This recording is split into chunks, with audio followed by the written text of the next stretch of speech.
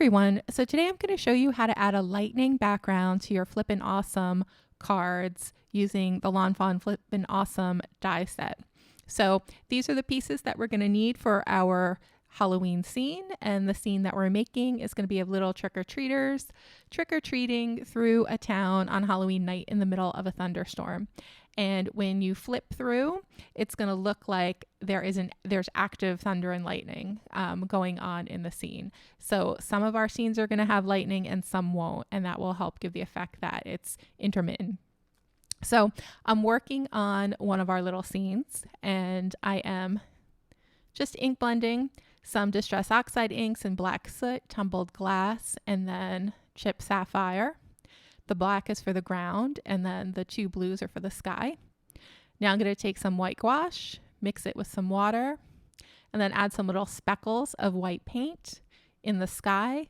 And here we're making some sparks to surround our lightning bolt. So I'm trying to center them around the area where the lightning bolt's going to be.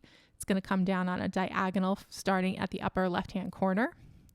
I'm going to take some liquid stardust, and I'm going to do the same thing. I'm just going to tap on some little specks of liquid stardust, and these are also going to give us some cool little lightning sparks for our scene. Now I'm just drying everything before I draw on our lightning bolt, and I'm using a white gel pen here, and I'm just going to draw on our lightning bolt in little craggly lines in a lightning bolt shape, starting at the upper left-hand corner and then stopping towards the middle. Now I'm going to smear up that line that I just made with my liquid stardust, and I'm doing this because we're making the smoky cloud around the lightning bolt in this step. After we dry that, then we're going to add our actual lightning bolt, and now I'm being more careful to draw in the line of the lightning bolt. And then we're going to add some little side lightning bolts that are kind of coming off the main bolt just with white gel pen. We're not going to do any smearing here, and we're going to make sure our lines are thin. And that's it for this first scene for the lightning. Now I'm just going to add a little crooked fence along the bottom. And then I'm going to add a little house on the right side. So it looks like that lightning is kind of going on like right behind the house in the distance, and then we'll put our little trick-or-treaters. And there's one of our scenes.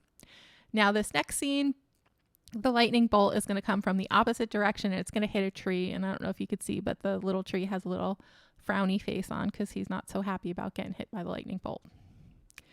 And now we're going to make our third little scene. We're going to make a total of 5 scenes for this card.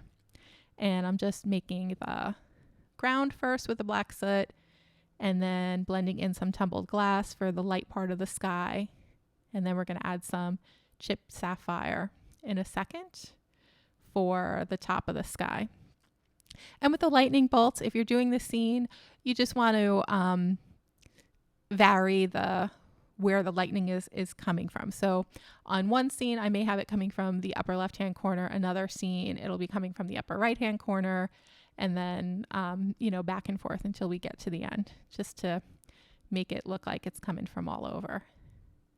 And I'm just doing the same steps here that you saw me do before, just adding the gouache and then the little liquid stardust. And now it looks pretty good to me, so I'm going to dry everything off with my heat gun. And then I'm going to add the fence just like we had done for our other scenes. And then this is going to be our first scene. So this is going to be the first thing that the recipient sees. So we're not going to put any lightning on this scene because we want this one to be a surprise. We want it to be a surprise when the recipient opens the card and sees all the flashes of lightning. So now we're going to work on our final lightning bolt scene.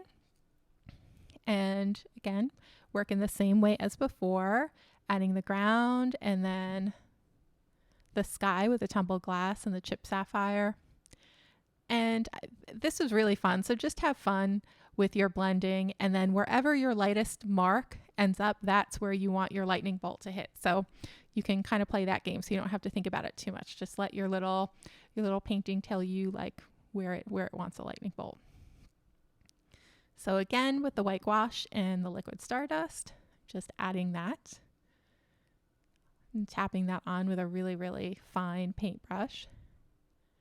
And then I'm going to dry the scene again. It's very important to make sure that you keep the scene dry as you work on it. And then this lightning bolt we're going to have coming down from the right hand corner, and it's going to stop right where that light spot is. We're going to smear the first line that we draw with the liquid stardust. If you don't have liquid stardust, you can just use water for this, and you should make sure that you work while your white gel pen ink is still wet, because you do need it to smear to get the smoky effect. And now we're going to draw in our actual lightning bolt right in the center of that smoky cloud, following the little trail that we've built. And then we're going to add all those little side lightning bolts coming off at different angles around the main bolt, making sure that our edges aren't curved, that everything stays pretty angular, because that's how a lightning bolt looks.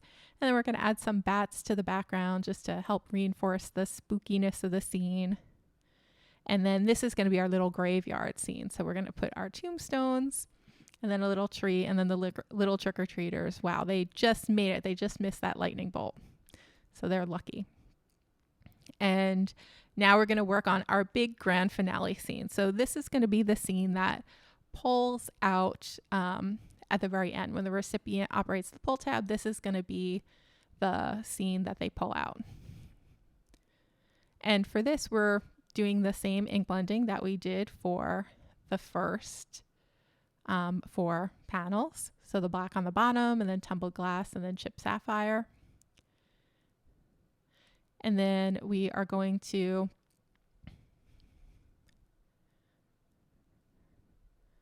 add the white again, add the little white specks with the gouache, and then add some liquid stardust speckles. And then we're going to add a sentiment from the Spooky Village stamp set to this panel. And it says, "Have a spooktacular day." And I had to cut the sentiment in order to get it to fit on the panel the way that I wanted it. But the great thing about the Lawn Fawn stamps, or any stamps, are you can cut them, and then if you want them to fit back the way they were originally intended, you just put them together like a puzzle piece. So I'm making sure that my panel is dry, and then I'm going to put some powder down so that the embossing powder doesn't stick where I don't want it. And then here's our sentiment. It says, "Have a spooktacular day." And now I'm going to add our little fence again. So our little fence runs across all of our, against our entire scene. And we're going to add this big pink haunted house with the trick-or-treaters about to walk up to it. And then our last little house is going to be all the way on the left. And then we'll add some bats as well. And these bats are included with the Spooky Village stamp set. So one thing to remember about this panel is that about a half an inch on the left is going to be obscured. So when you're making your own panels, just make sure not to put anything you want the recipient to see on the left side. Now we're going to put the Flippin Awesome die together. So I'm adding the score tape on the back. I'm going to put a little black border around each of our 4 scenes. And I'm just attaching that with my tape runner here.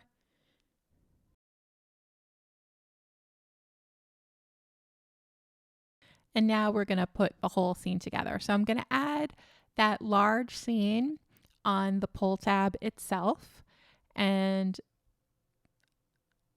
then I'm going to flip it over.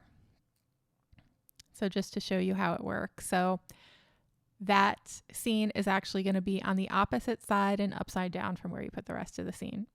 And if that didn't make sense, I'll show you in a second what I mean. So now I am going to place our 4 scenes. And the thing to remember is that the scene that is first is going to be the scene that you put on last.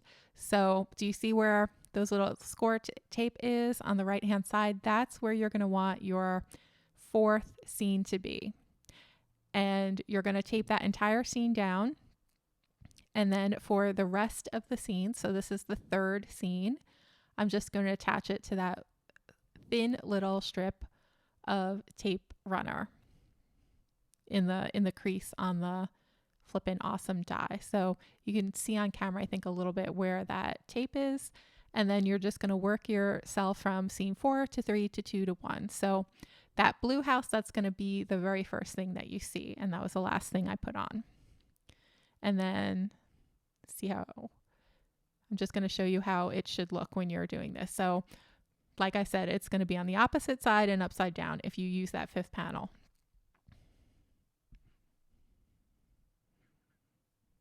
And then we're going to put everything together onto an A2 size card. So I just cut out this teal cardstock that I had. I'm not sure whose cardstock that is. I stamped Happy Halloween on it ahead of time. And then we're going to add this panel that I cut from one of the decorative add-ons that comes with the Flippin Awesome die. And this is MFT striped pattern paper here. I just think it looks nice with Halloween scenes. And then this is where we're going to attach our Flippin Awesome panel. So I'm going to take the score tape off of the side. And one important thing to note here is that the only place that the Flippin Awesome piece is going to attach to your card is on these 2 little tabs. So you do want to make sure you use a very strong adhesive. So I'm using 2 strips of 1/4 of an inch score tape on each of those. And then when I have my placement just right, I'm going to press down and lock those little tabs in place. And then I'm going to decorate our little lever with one of the die cuts that is included. I think this one's included in the add-on, but there are some more plain lever handles that are in the main die. And then I'm just going to add this little triangle to the center just for decoration. And then we're going to decorate the bottom of the card with some of the leftover images that I had after making the 5 scenes above. So we have some little gravestones, and then we have a little tree and a pumpkin, and then that is going to complete our card.